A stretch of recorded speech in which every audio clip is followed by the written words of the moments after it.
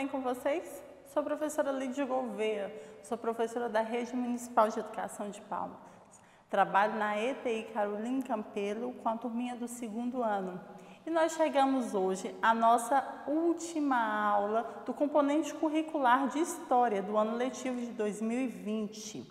Quero dizer que foi muito bom estar com vocês até aqui, que é um prazer enorme estar aqui, que eu faço o melhor que eu posso para transmitir uma aula de qualidade e com que vocês tenham aprendido muito a todos os componentes que nós falamos aqui até hoje. Vou ficar com muita saudade de dar aula para tantas crianças ao mesmo tempo, mas vamos nos despedindo do ano de 2020, pedindo para que o ano de 2021 seja ainda melhor, que nós possamos estar junto com os nossos professores em sala de aula, que nós possamos sair, passear, brincar, nos divertir juntos, né? E espero encontrar vocês aí pelas avenidas de Palmas e que possamos nos dar um abraço forte no futuro breve, tá bom? Mas antes de terminar a aula, vamos terminar aqui deixando um recadinho, falando hoje sobre o trabalho e a importância de preservar o meio ambiente, certo? Porque não é só de despedida que nós vivemos, nós também vamos estudar mais um pouquinho, certinho? E hoje nós vamos falar sobre o trabalho predominante no estado do Tocantins. Porque nós já aprendemos, nós estudamos nas aulas passadas sobre os tipos de trabalho, né? Os trabalhos diurnos, os trabalhos noturnos, os trabalhos da cidade, os trabalhos do campo. E o nosso estado, o trabalho que tem mais pessoas que trabalham, ou onde tem maior quantidade, é na agropecuária. Lembra o que é agropecuária?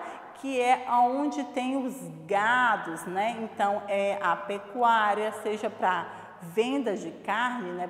Para frigorífico, ou mesmo para venda para outros estados, né? Então, nós temos uma produção muito grande de pecuária no Tocantins. Mas nós também temos a produção de arroz, mandioca, cana-de-açúcar, milho e principalmente soja, né? Quem já passou aí quando você estava viajando e viu assim grandes plantações de soja? Pois é, essas plantações, elas são um meio de trabalho que tem no nosso estado. Mas com esse trabalho também surgem algumas coisas que não são legais, que se chamam o desgaste do meio ambiente. E quais são esses desgastes que são os impactos no meio ambiente? Por exemplo, no mês de setembro, no mês de outubro, nós tivemos aqui grandes queimadas. Quem aqui olhou para a serra, olhou para o lado do lago e viu pegando fogo, muita fumaça subindo? Então, as queimadas, elas não só poluem o meio ambiente, também elas destroem, né, a nossa vegetação e matam os animais que vivem naquele lugar, sejam onça, tatu, veados, cutias, pacas, cobras, pássaros, né? Todos eles são mortos ou sofrem com essas queimadas do meio ambiente. Então, quando a gente estiver passeando, quando você estiver andando de carro, não deixe, se tiver alguém que fuma ou se você vê um foco de queimada pequeno, e você poder pedir alguém ou liga para o bombeiro para apagar, porque aquilo ali pode se tornar uma grande queimada, pode destruir muitas vidas, não a vida humana em si, mas a vida selvagem, né, dos animais que vivem no cerrado, por exemplo, no nosso estado.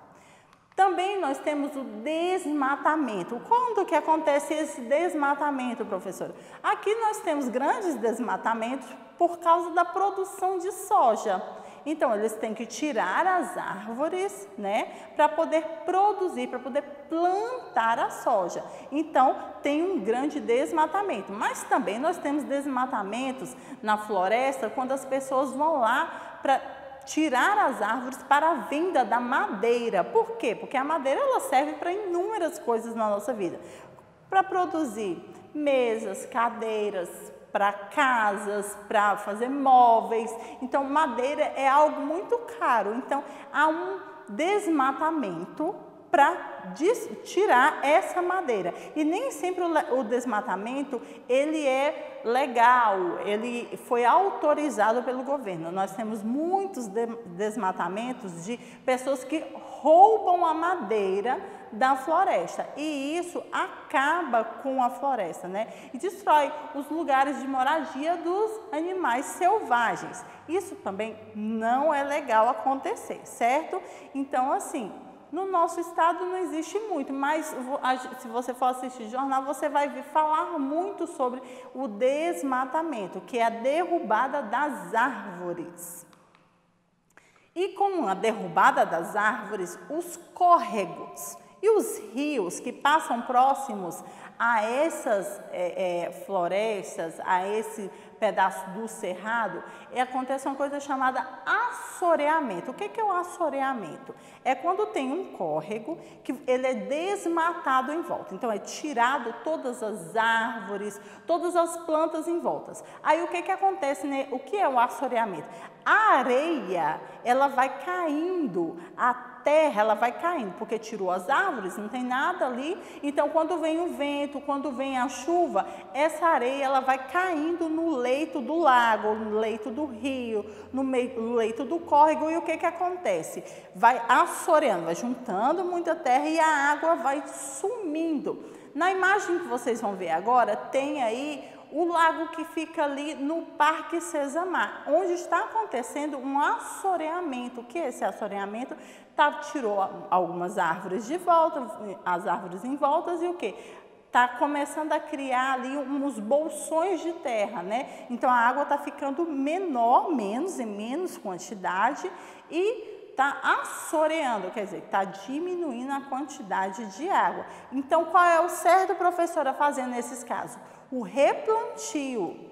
Se tem um córrego que está tendo assoreamento, que ele está desaparecendo, que ele está secando, o certo é fazer o replantio de árvores e plantas rasteiras em voltas dos córregos, do lago, para que o córrego, o lago, o rio, fique protegido e a água volte a ficar em abundância, em grande quantidade, né? Mas para isso precisa dessa proteção vegetal em volta, certinho? E isso é muito importante. Por exemplo, vocês já foram nas cachoeiras do Taquaruçu? Quem foi nas cachoeiras, não esse ano, porque a gente não pôde sair por causa da pandemia, mas no ano passado, a gente conseguiu ver que a água dos cachoeiros do Taquaruçu estava em menor quantidade. Por que, professora, que estava em menor quantidade? Porque está tendo muito desmatamento, a retirada das árvores em volta do córrego Taquaruçu. E quando você retira essas árvores, vai diminuindo a quantidade de água. Então, quando chega lá na cachoeira, a cachoeira não está aquela cachoeira com muita água. Então, uma cachoeira que está caindo mais pouca água, né? Está vindo pouca água, porque ela teve o assoreamento, teve desmatamento, teve a derrubada de árvore. Então, ali não tem uma cobertura vegetal. O que é a cobertura vegetal? É a proteção das árvores próximo ao rio, no caso ao córrego Taquaruçu, certo? Então, esse é o assoreamento. Mas, professora Lídia, como que eu posso, professora Lídia, cuidar do meio ambiente? Tem uma musiquinha que fala assim, ó, depende de nós, quem já foi ou que ainda é criança, quem acredita ou que tem esperança, quem fazer o mundo melhor, né? Depende de nós, então, depende de mim, adulta Lídia, depende de você, criança, João, Maria, Tiago, Joaquim, Pedro, Ana Laura, Patrícia, Eloá, José. Depende de você cuidar do meio ambiente. Mas, professora Lídia, eu cuido, eu não arranco árvore, eu não derrubo árvore, eu nem dou conta porque eu sou pequeno, eu não vou lá destruir a natureza, então eu estou cuidando. Mas será que só isso é que destrói a natureza? Será que é só não derrubar as árvores? Será que é só não fazer queimadas? Será que é só isso que a gente protege a natureza?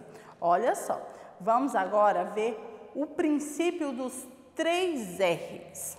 O que são os 3 R's? Os 3 R's são os R's de reduzir, reutilizar, reciclar. Se você tiver esses 3 R's, nós vamos ter uma terra feliz. Professora, mas o que eu posso reduzir? Eu posso reduzir o meu gasto de água. Por exemplo, quando eu vou tomar banho, eu não deixo o chuveiro ligado o tempo todo. Eu me molho, aí quando eu vou me ensaboar, eu desligo o chuveiro, né? Tomo banho, depois eu abro o chuveiro, me enxago e saio. Quando eu vou escovar os dentes, eu coloco ali, molho a escova, eu fecho a torneira, eu escovo os meus dentes. Quando eu termino, eu abro e eu termino a minha escovação. Quando eu vou lavar louça ou ajudar a minha mãe a lavar louça, eu não deixo a água derramando o tempo todo enquanto a louça está sendo lavada, né? Dou uma molhadinha, ensaboo toda a louça, depois eu venho enxaguando, aproveitando aquela água. Não jogar com mangueira água na calçada ou para lavar a área. Reaproveitar a água da chuva, quando é período de chuva, ou reaproveitar a água da máquina de lavar roupa para poder limpar as áreas, molhar as plantas, né? E poder reduzir o consumo de água. É o primeiro R, certo? O segundo R é reutilizar. Reutilizar o que, professor? Uma garrafinha de água, uma garrafa de refrigerante que você compra, por exemplo, eu reutilizei essa garrafa de refrigerante aqui, ó, para fazer um brinquedo, né? Esse brinquedo aqui, eu usei aqui, ó, eu reutilizei essa garrafa aqui de refrigerante que ia ser jogado fora para as aulas de matemática e para as aulas de história. Lembra quando eu falei do relógio de tempo? Que é medida aqui, ó, olha só, a ampulheta, pois é, eu reutilizei aqui. Também os rolinhos, ó, os rolinhos de papel higiênico, eu também reutilizei nos joguinhos de matemática. Quem lembra nos joguinhos de matemática que eu fiz o dado, olha só, que eu fiz os dadinhos dos joguinhos de matemática, eu reutilizei. O que mais que a gente pode reutilizar na nossa vida? O que mais que a gente pode reutilizar na nossa casa? Que a gente pode poder usar novamente? Tem muitas coisas, né? Pode fazer da garrafa PET, você pode fazer um jarrinho para colocar flor e pode ser usar de inúmeras formas. Então, assim, reutilizar o máximo de coisa que você tem em casa. Esse é o segundo R, ó. Reduzir, reutilizar e o último R é o R de reciclar. Quando você já reduziu, quando você já reutilizou, você separa o que pode ser reciclado. Papel, garrafas PETs, latas, vidros. Então, você vai mandar essas coisas para a reciclagem, né? Os papelões, eles servem para reciclagem. Então, esses são os nossos 3 R's, ó. Reduzir, reutilizar e reciclar. Se você usa esses 3 R's, nós vamos ter um planeta mais feliz, um planeta mais alegre e um planeta com menos poluição e um planeta melhor para viver. Certo? Essa foi a nossa aula final. É uma diquinha de como cuidar do nosso planeta, né? Acabou o nosso ano letivo, acabou as nossas aulas. Não esquece de responder as últimas atividades do bloco de atividade ou da plataforma. Quero deixar aqui o meu Feliz Natal, um ano novo cheio de muito amor, muita luz, muitas coisas boas na sua vida, na nossa vida. Que nós possamos nos encontrar, quem sabe um dia poder reunir assim, muitos alunos juntos, né? Todos os alunos do segundo ano, seria maravilhoso, né? A gente poder se conhecer pessoalmente, não só pela televisão. Quero deixar o meu abraço, o meu beijo, ó. Até qualquer dia. Tchau, tchau.